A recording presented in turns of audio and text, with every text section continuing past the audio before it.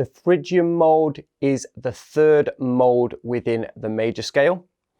Let's start out by showing you the shape, showing you how to play it, how I'd practice it. Then I'll explain the theory, and then I'll explain to you how to link it with the Ionian mode and the Dorian mode from the major scale. I'm going to demonstrate the shape in A Phrygian, which puts it in the key of F major. So the shape starts in the key of F major, so A Phrygian. It starts on an A note, 5th fret of the low E string, and you want to go 5th fret, 6th fret, 8th fret on the low E, followed by 5th fret, 7th fret, 8th fret on the A, followed by 5th fret, 7th fret, 8th fret on the D, followed by 5th fret, 7th fret on the G, followed by 5th fret, 6th fret, 8th fret on the B, followed by 5th fret, 6th fret, 8th fret on the high E. So in total, you would have this.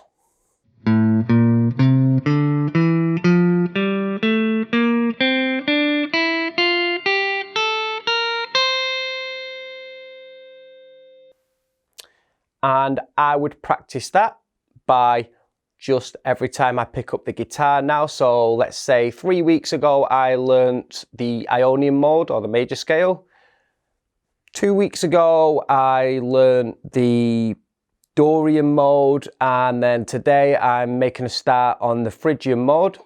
I'd make sure whenever I pick the guitar up, I practice all 3 modes. Don't just focus on one, because you want to learn how they're linked together as well. And you want to make sure as you're learning a new one, you don't forget a previous one that you've learned. And you especially don't want to forget that major Ionian mode. So I'd run through it like I always do. I'd do maybe 2 run-throughs picked, and then a run-through where I might do a bit of randomization, like some hammers and slides in there. So let's give you a demonstration of how I would practice it if I picked up the guitar.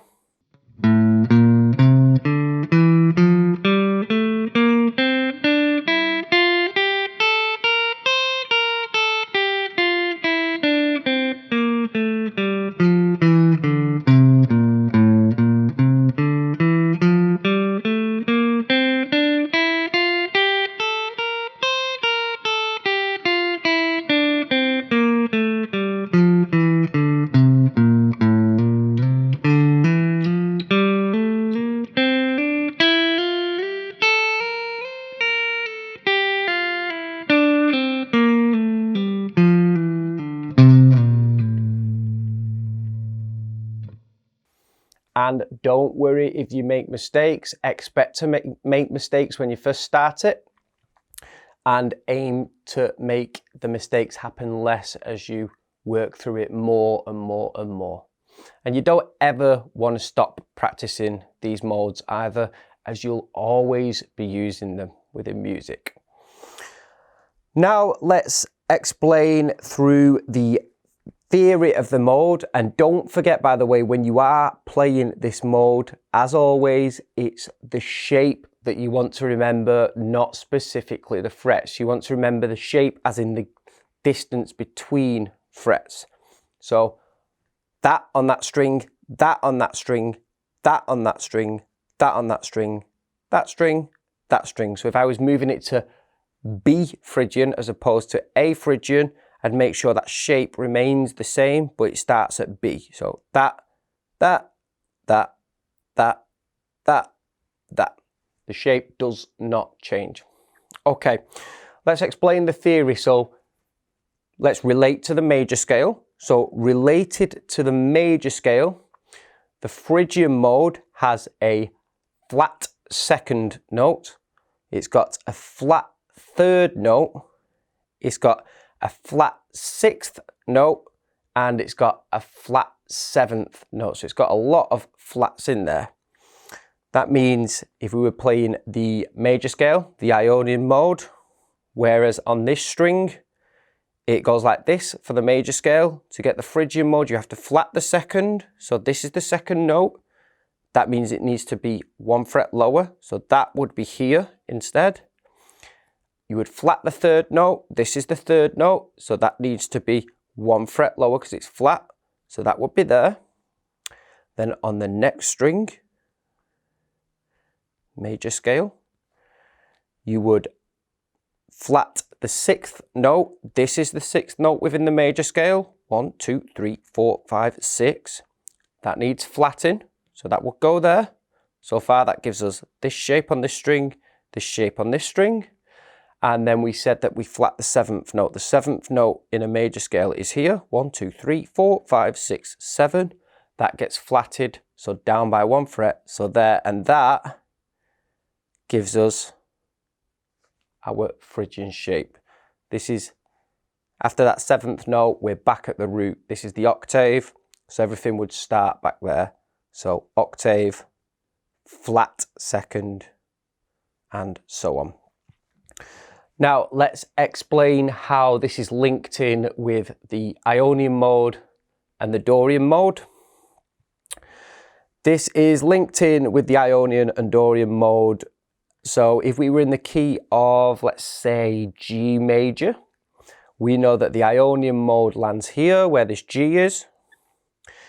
We know that the Dorian mode starts on the second note of the Ionian mode or the major scale. So we would play the Dorian mode here.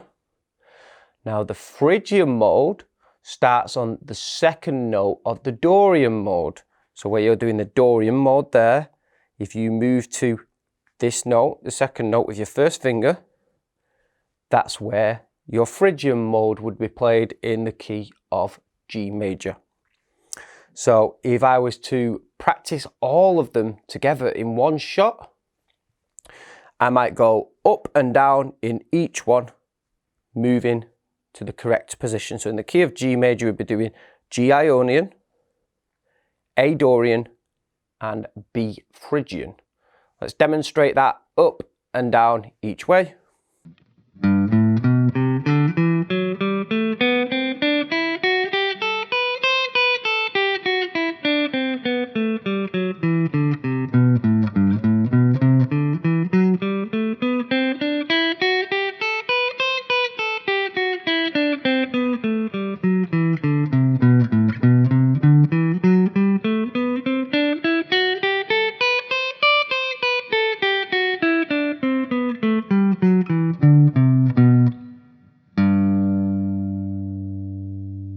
And you see how it just sounds right to resolve on that G note at the end because the key is in G major.